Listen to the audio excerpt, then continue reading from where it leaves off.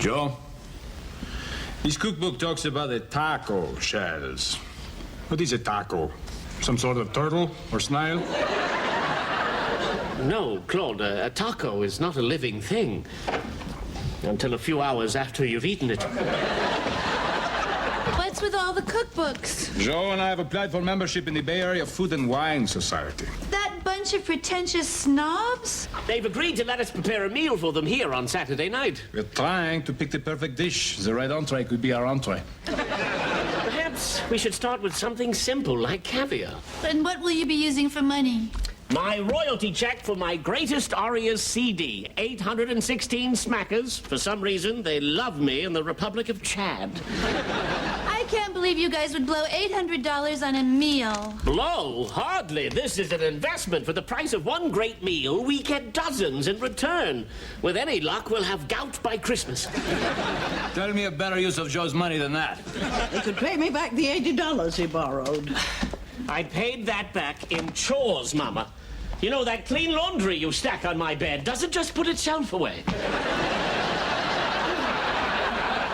It's very important that we get into that society. Please, try to understand. We're desperate for some of the sophistication we knew in Europe. Not that I don't appreciate the simple pleasures here in the valley. I adore going down to the local 76 station and watching the orange ball turn around. At least the orange ball has a job.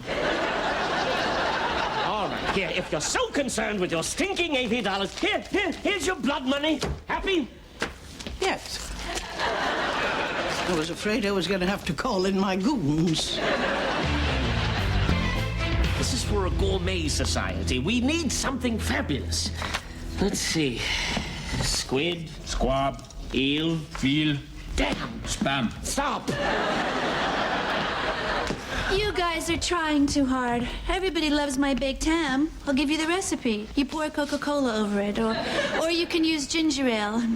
Last time I tried diet root beer. Yes, it sounds wonderful. And I promise to whip it up the very next time we have the Hatfields and the McCoys over. But what we would really like from you is a wine suggestion. You mean you want free wine? An excellent suggestion. Francesca, this is a very exclusive group. It would be good for the Pinoni name. Well, decide on your menu and I'll see what I can do. Yes, the menu, the cursed menu. How are we going to impress people who eat only the rarest and most unusual foods? My friend, I'm thinking of a dinner 2 summers ago in Cap Ferrat at the estate of the Countess de Croix. Oh, yes. The pâté and the foie gras and the cassoulet and the burgundy and the sauterne and the brandy. Oh, one of the best meals I ever threw up. Do you remember those chantines the Countess had? Ah, yes, the beautiful little chantines. What are chantines? Oh, tiny songbirds with lyrical, enchanting voices. Such plumage. Reds, blues, yellows. They sound wonderful. Yes, they're delicious. You eat them? Yes. You eat little birdies. Yes, it's quite a dramatic ritual. You wear a napkin over your head as you eat, so the aroma doesn't escape. You wear a napkin because you're ashamed of yourself.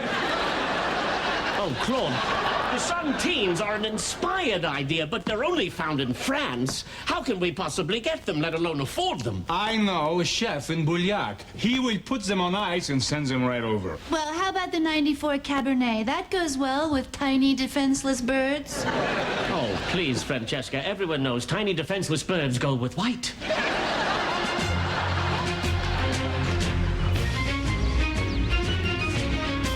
We can start with the oysters and tarragon, and then have a salmon mousse with some of that brioche everybody likes, and then the chantines. So, the march of death continues. Did Michael come home? Yes, he's getting a snack. And for dessert, you can make that thing. Oh, what's it called? It's got cheese in it, and it's like a cake. Cheesecake? No. Michael, are you going to the dance at school this weekend? No. Why not? I don't have anybody to go with. Why don't you ask Tracy? Her phone number happens to be on your book. Mom, I only have her number because we're lab partners. Besides, she'd never go with me. Claude, I believe my nephew needs some expert guidance on how to charm the opposite sex. Oh, boy. Dating tips from the Rat Pack. You should get a Porsche. I can't afford a Porsche. Well, I'm all out of suggestions. All right, here's my secret, Michael. Never call a girl by her first name. Always call her darling or love bud or princess. Why? Because if you ever run into her again, you will have to think of her name.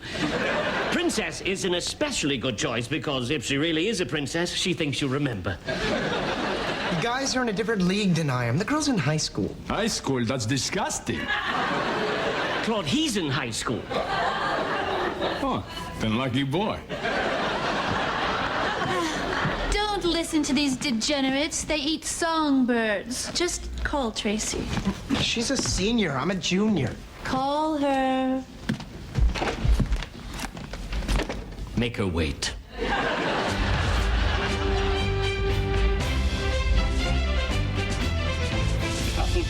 Truffle paste. Where is the truffle paste? What's wrong with my mother? She never has any staples. Relax, Joe. And where are those Chantines? Our guests will be arriving in a few hours, and our freezer is still empty. They will be here. My friend will not let us down. Why don't you just put out the salmon mousse? Yes, the salmon mousse. Oh, and Claude, get the brioche out of the oven. It smells done. Those birds you guys are waiting for just arrived. Oh, thank God. I told you, Mr. Worry Pants. Where do you want them? Just pop them in the fridge. What are you, some kind of a demento? Joe, we have a little problem. Oh, my God. They're alive. We wanted them fresh, but not this fresh. So how are you going to kill them? Me, Kimosabi? Well, you don't expect me to do it. I've never killed anything in my life. Oh, yes, as opposed to the thousands I've slaughtered over the years. What a couple of wusses. I'll kill them for you. Thank you, Leo. I'll go get one of my guns. No, you can't shoot them. Sure I can. Just set them up one at a time. Hello, you will blow them to bits.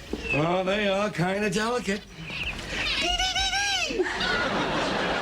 Okay, I'll chop their heads off. No, the birds are consumed whole, heads and all. Okay, I'll poison them. Excuse me, Bluebeard. We have to eat them. Maybe you can get them little dry cleaning bags to play with.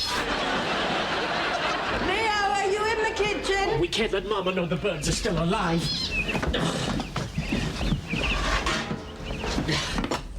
I thought I heard Leo in here. Oh, just left. Francesca was looking for him. How's the dinner coming along? Fine. What's going on? Nothing. Oh! They're alive! Why, so they are. Claude, the birds are alive. Well, fortunately, there are plenty of other things you can serve. Francesca has a wonderful recipe for ham. She pours various soft drinks over it. Mama, we're serving these birds tonight. Joey, you can't kill them. We have to. We promised the Food and Wine Society something rare and exotic. No birds, no membership. And who's going to kill them, Joey? You? Yes, me. How? I'm still working on that. Here. Now go ahead. Let's see you off one of them. All right, I will. I'll start with little Chirpy over here. Well, don't name them. Go on, go ahead. One quick stab in the back of the neck. Like a mafia hit.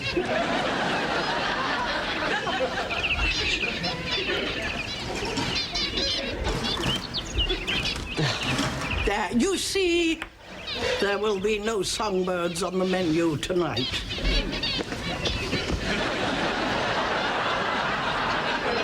You know, the Countess said something about killing the birds by having them drink brandy. I believe you're right. Of course, we'll need very small snifters.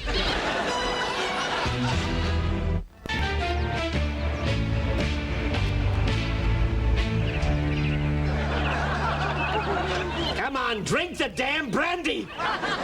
Look, they won't go near it. Let me see this. Well, no wonder. They're French birds, you stupid. They won't drink this domestic stuff. It's just as well. What if they didn't die, but just got drunk? We'd have 20 birds singing Volare. Yeah, so anyway, Tracy, I was just wondering if you'd like to go to the dance with me tonight. You would? That's great. I'll pick you up at 7. Bye. Well, it was easier than I thought. Now call her for real. Maybe she has a date already. Like, maybe she's free. What's she like? She's great at math. She's free. Cola, kid. It's the things in life you don't do that you regret.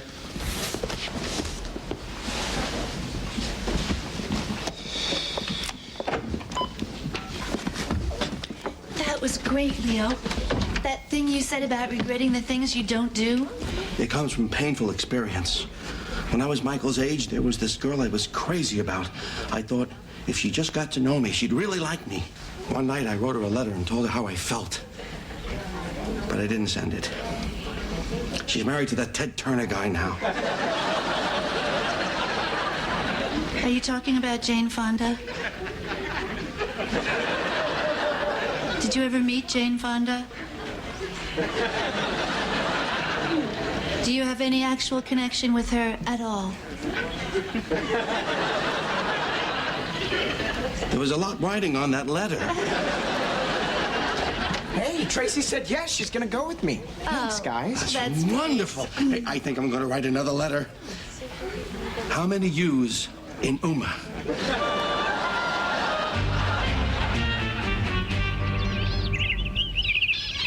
If we do this right, it should frighten them to death. Now.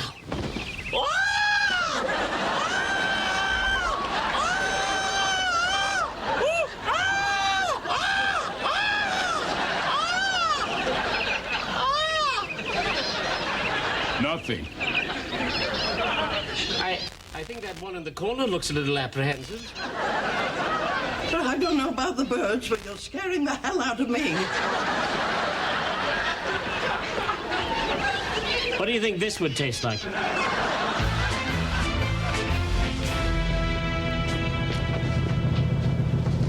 Joey? Oh! Where are the birds? They're not in the kitchen. No, they're not in the kitchen, Mama. There's a car running in the garage.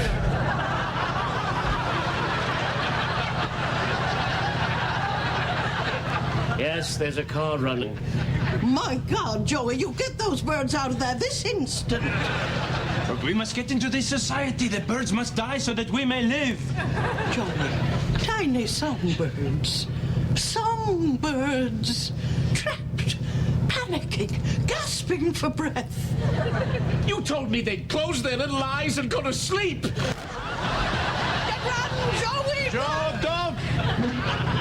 Those Chantines will die yet. I assure you, they will not be sleeping in their little birdie beds tonight. Fly away, little bird! Fly away! Be free!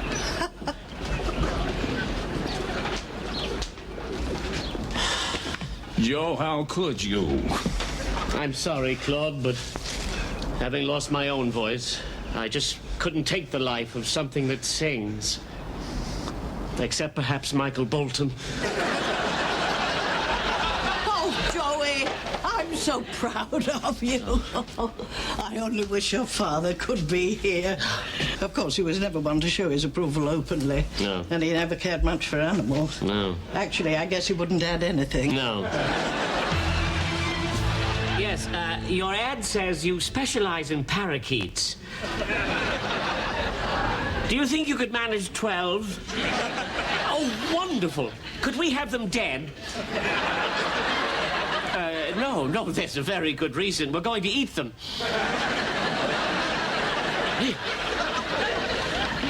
Call the pet hospital again. No,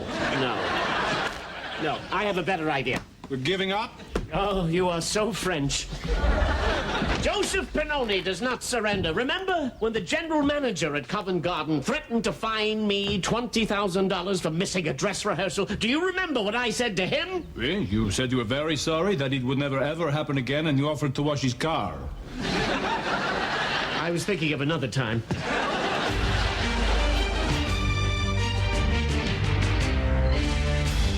Wow, Michael, you've certainly inherited your father's good looks. I feel like a dork. And his upbeat winning attitude. There's a car coming up our road. It's Tracy. It was awfully nice of her to pick you up. I should have picked her up. I'm doing everything wrong. Well, you haven't done anything yet. You don't understand. Tracy's a senior. I'm a junior. I'm in way over my head. This whole thing is insane. Sweetie, you're 16, she's 17. That seems like a big deal to you, but you're the same. There is no difference. Hey, Tracy. Hey, Michael. So this is my mom.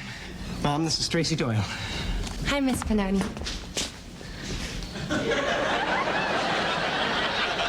You're so big. Yeah, my mom says it's because she's put wheat germ on everything. A lot of wheat germ. We better go, right? Nice to meet you. Bye, Mom. Have a good time. She's so big. Quickly, Claude, quickly. Did you see Michael's date? We don't have time for that. She's a 17-year-old Cindy Crawford. Well, maybe a little time. No. We have to get to work. Our guest will be here in 40 minutes. Mama told me about the birds. So what did you buy? What are you going to serve? Chantines? That's right. Claude's a sculptor. He's going to manufacture chantines. I take a little piece of chicken, I wrap it around some duck liver, I press it into the shape of a little bird, and voila! Not an actual chantine, but an incredible simulation. And look at these beauties, squab feet, and lots of them. We stick them into the concoction and then roast it. They'll never be able to tell the difference. This is the stupidest idea you have ever had. And those feet are too big. You should talk. Ladies and gentlemen, we've teased you with our mousse, titillated you with our turbot, all to prepare your palate for the main event. We promised you a surprise, and a surprise you shall have. On your napkins, get set. Voila. We have surprised you, eh? What are they? Well, I don't want to reveal the mystery until you've had your first heavenly bite. What I will tell you is that, like many small game birds, they're eaten with the hands and with the napkin over the head to hold in the sweet fragrances. Claude, shall we demonstrate? Certainly.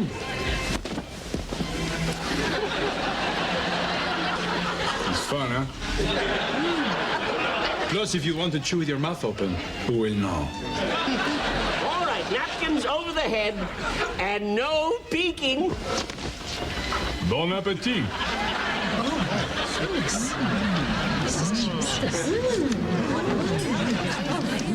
Enjoying it?